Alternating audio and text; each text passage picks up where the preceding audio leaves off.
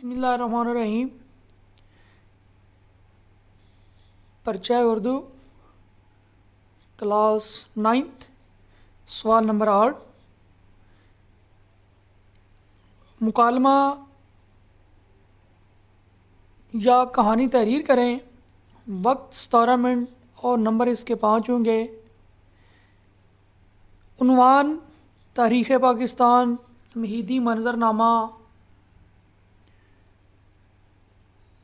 नफ्स मज़मून, इख्तितामी मंजरनामा।